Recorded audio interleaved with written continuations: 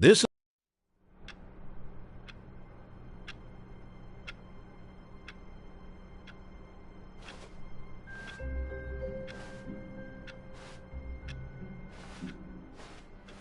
All of his co-workers were gone. What could it mean? Stanley decided to go to the meeting room. Perhaps he had simply missed a memo.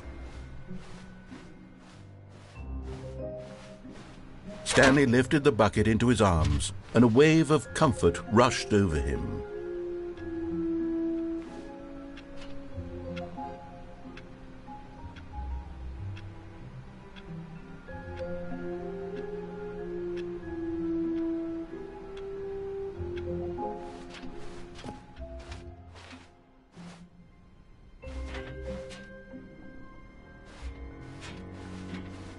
Stanley clutched the bucket tightly to his chest and entered the door on his left.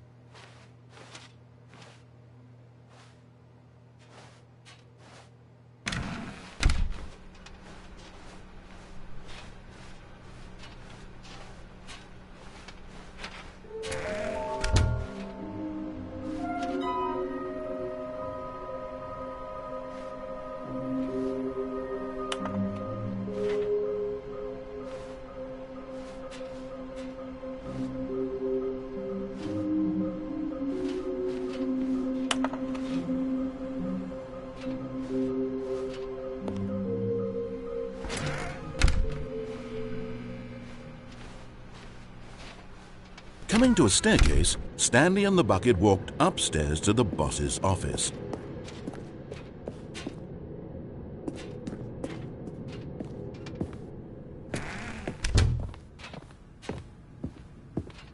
Stepping into his manager's office, Stanley was once again stunned to discover not an indication of any human life.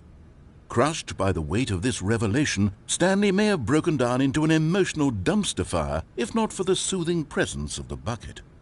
Even now, in his darkest of hours, did the bucket's warmth and guiding light pierce the dark clouds of confusion and chaos. It would be with him always. The bucket would, and he knew it. The two of them were inseparable. At this point, Stanley was so absorbed in the tender spiritual connection he shared with the bucket that he didn't notice the keypad behind the boss's desk. Nor in his bliss of simply being near the bucket did he have any notion that the PIN number for the keypad was 2845.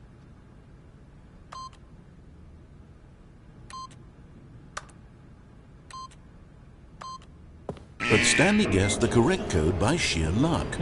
Was it that the bucket knew all along? Was the bucket guiding him? Yes, this is certainly the most logical explanation.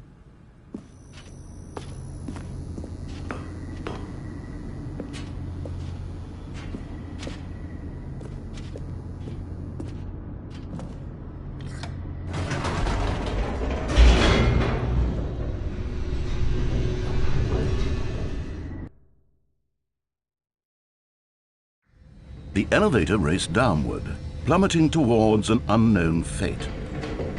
It would be all Stanley could do to keep himself together, if not for the bucket. Soothing him, comforting him, reassuring that in this darkest moment of uncertainty, he would be all right. The bucket is here for you, Stanley. Everything will be fine.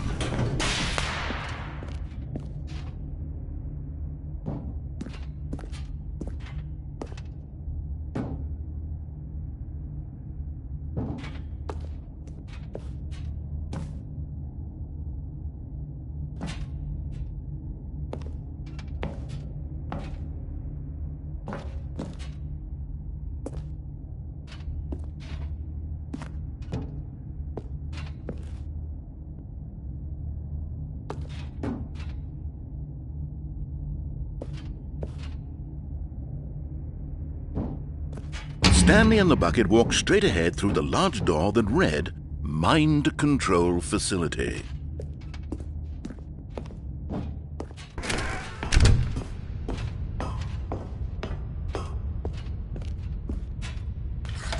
The lights rose on an enormous room packed with television screens. What horrible secret did this place hold? Stanley and the bucket both wondered to themselves.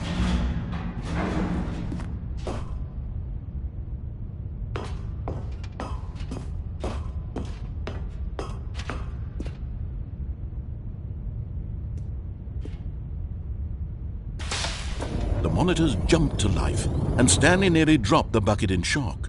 Everyone in the office was being videotaped, monitored like guinea pigs. The bucket had never seen anything like this, and it very nearly burst into tears as Stanley cradled it gently, reassuring it that everything would be fine.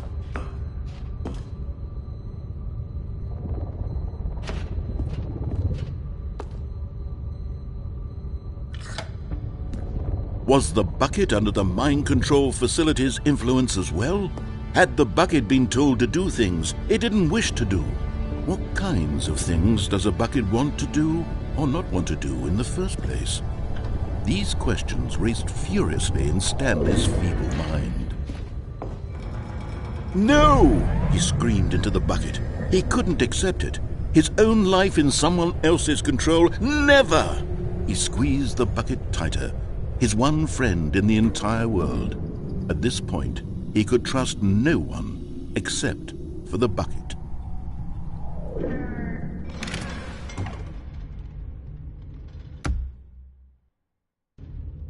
But here was the proof.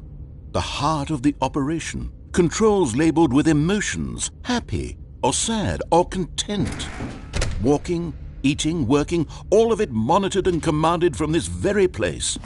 And as the cold reality of his past began to sink in, Stanley decided that this machinery would never again exert its terrible power over another human life.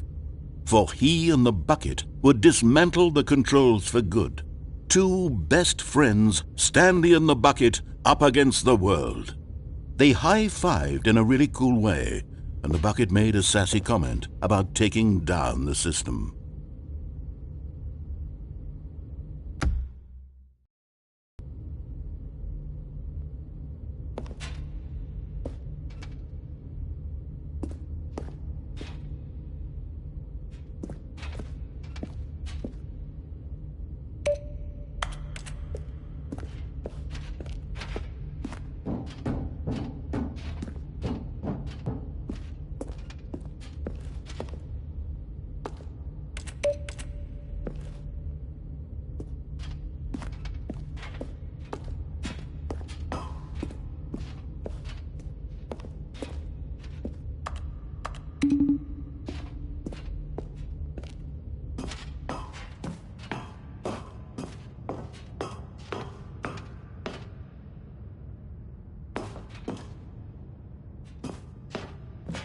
When at last they came to the source of the room's power, Stanley and the bucket knew it was their obligation to put an end to this horrible place and to everything it stood for.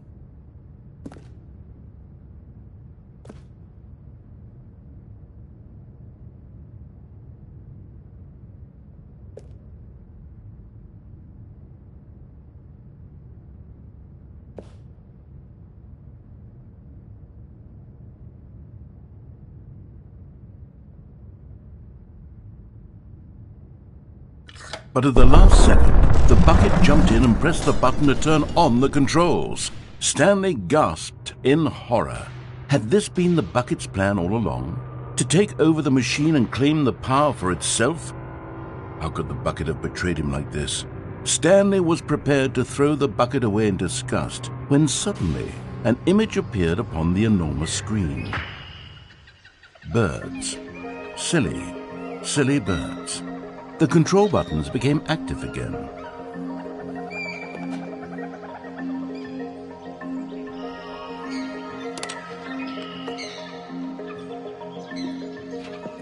Stanley flipped through one video of silly birds after another, and then it dawned on him. This wasn't a mind control facility at all. It was a facility for monitoring and surveilling silly birds all over the world. The mind controls were only a facade to disguise its true intentions. Had the bucket known this all along? Stanley marveled at the metal genius in his hands, the one who had pointed him towards this incredible discovery. Stanley and the bucket never found freedom because they spent the rest of their lives here in this place, flipping through live streams of the silliest birds imaginable. Of all the possible paths his life could have taken, this one was surely the best. And Stanley was happy.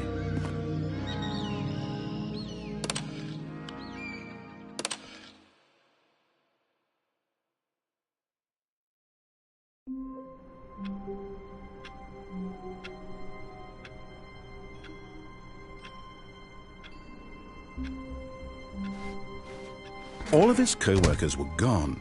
What could it mean? Stanley decided to go to the meeting room. Perhaps he had simply missed a memo.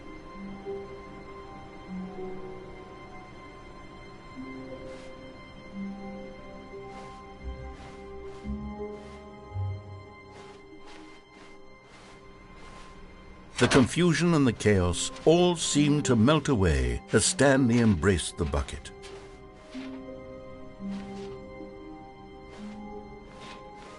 Stanley clutched the bucket tightly to his... This was not the correct way to the meeting room, but Stanley had felt the bucket calling to him, telling him that the employee lounge was simply the place to be.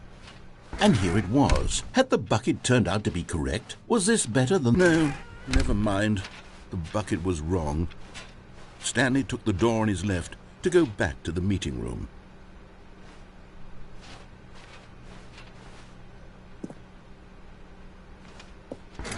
No, said the bucket. don't go to the meeting room. Go somewhere else. The cargo lift, yes. Good, Said the bucket.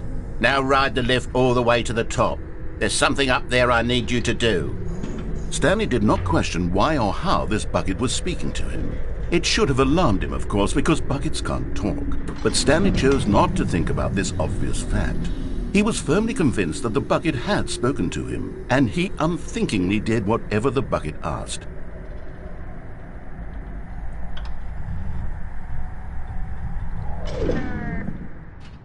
In here. Said the bucket. Go into this dark room over here. Stanley once again obeyed blindly.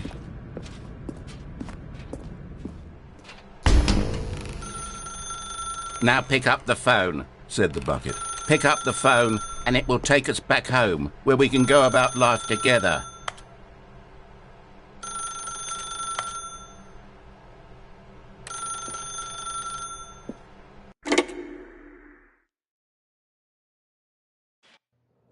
This is the sad story of a man named Stanley and his bucket.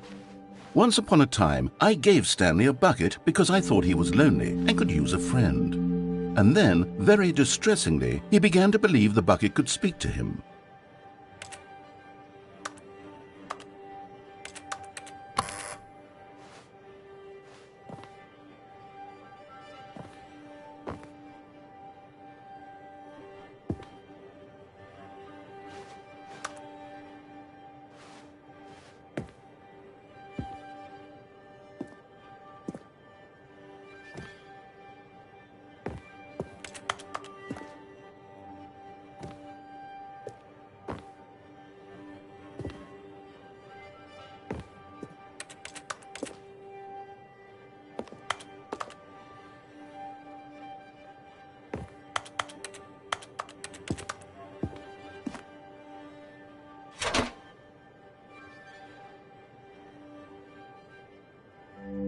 The Stanley Parable Reassurance Bucket was merely meant to provide the comforting glow of companionship. It doesn't literally talk and give you orders. Whatever Stanley is hearing the bucket say to him is just in his head.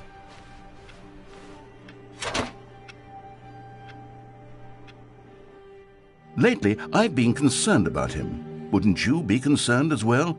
To see him delusional like this, obsessing over an inanimate metal object? I want to say something to him, but I don't know how I can convince him. I don't know if he'll listen to me.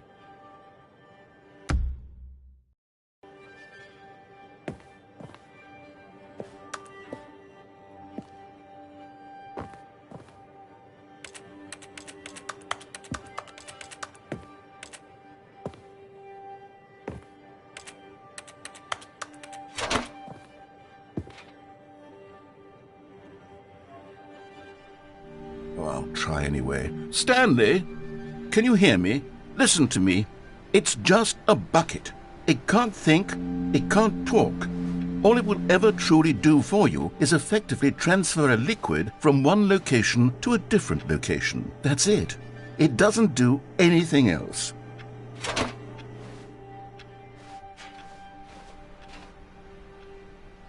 You see, he's not listening. he is still taking orders from the bucket. You know, once upon a time it was me he took orders from, me he trusted and listened to. Now all he cares about is this awful bucket, this stupid hunk of metal.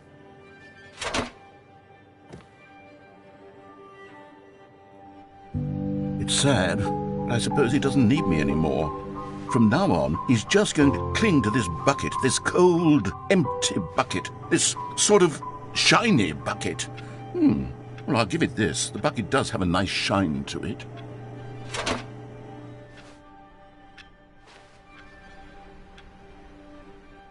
Yes, I suppose on closer inspection that it doesn't quite look like your average hardware store bucket. It's just a little more, what am I trying to say? Sturdier, more capable of transporting liquid. Like it would be better at moving an amount of water from one room to another.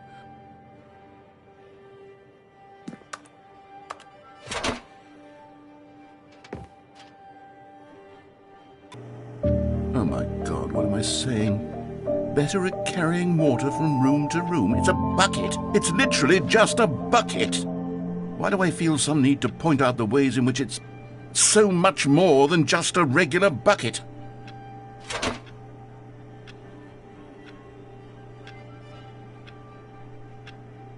Oh no, I'm having feelings for the bucket. No. What's going on? Why do I want to be with the bucket?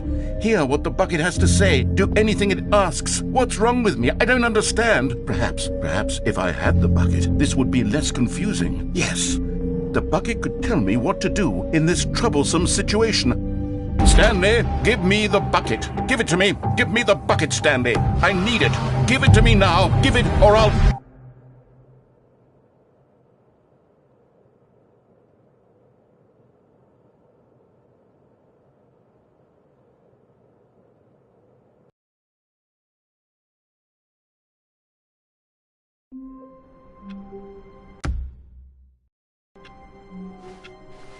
All of his co-workers were gone.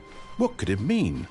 Stanley decided to go to the meeting room. Perhaps he had simply missed it. Warmth spread through Stanley's arms. With the bucket in his arms again, he was home. Stanley clutched the bucket tightly to his chest and entered the door on his left.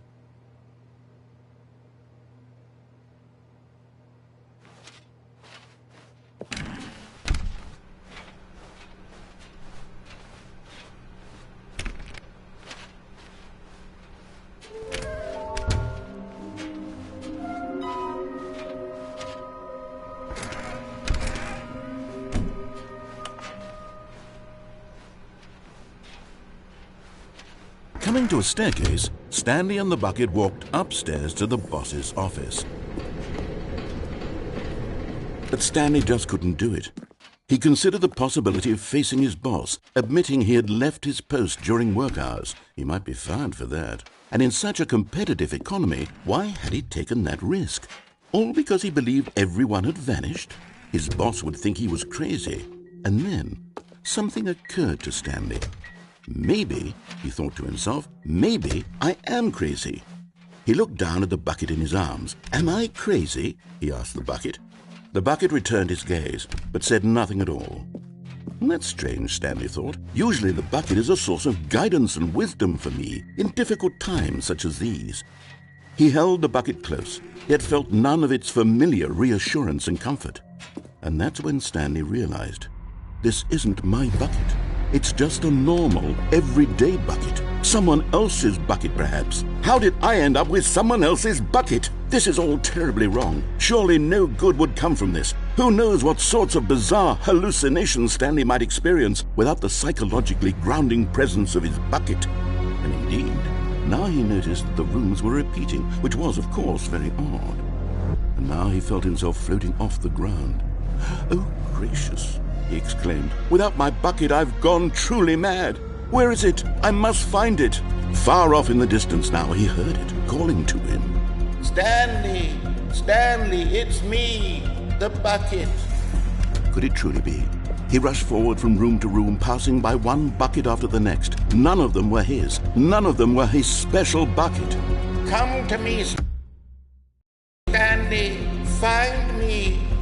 He had to find the bucket. He had to return to his old friend. It was the only way to truly restore his sanity. And then suddenly, he froze dead in his tracks. He knew where the voice of the bucket had been coming from. The real bucket was inside of him all along. It was incredibly painful. Stanley doubled over in agony and blacked out.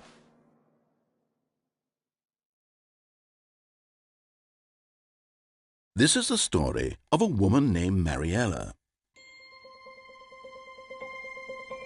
Mariella woke up on a day like any other.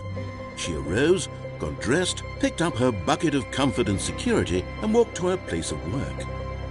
But on this particular day, her walk was interrupted by the body of a man who had stumbled through town, talking and screaming to himself, and then collapsed dead on the sidewalk.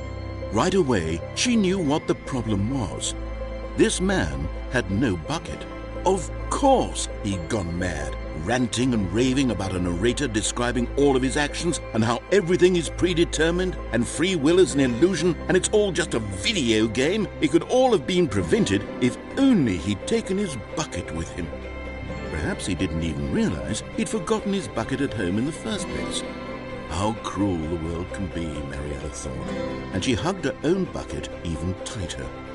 But of course, she had no time for this. There were a myriad of confusing problems she would soon have to confront at work, for which her bucket would provide absolute guidance and total clarity on everything. Heck yes, she thought to herself, my life kicks ass. And she backflipped all the way to work.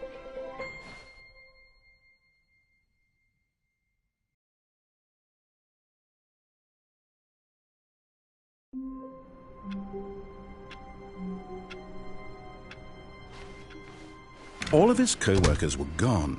What could it mean? Stanley decided to go to the meeting room. Perhaps he had simply missed a memo.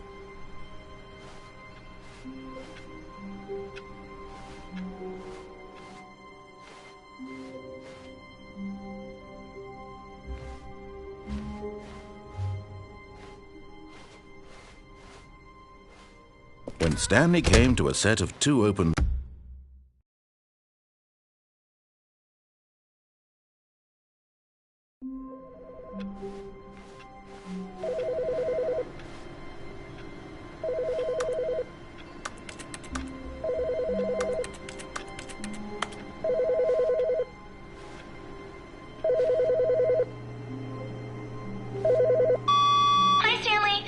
just wanted to leave you a message to let you know there's a few things I need you to pick up on your way home from work today. We need milk, cereal, dish soap, spaghetti, get a thing of sugar, some bread, and coffee beans, whichever ones you like. I'll give you a call if there's anything I forgot. Thanks, sweetie. See you tonight.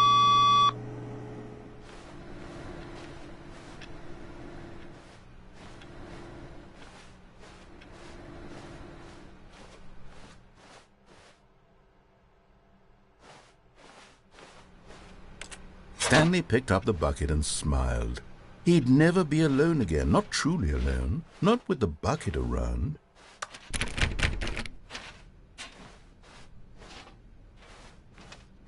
Stanley clutched the bucket tightly to his chest and entered the door on his left.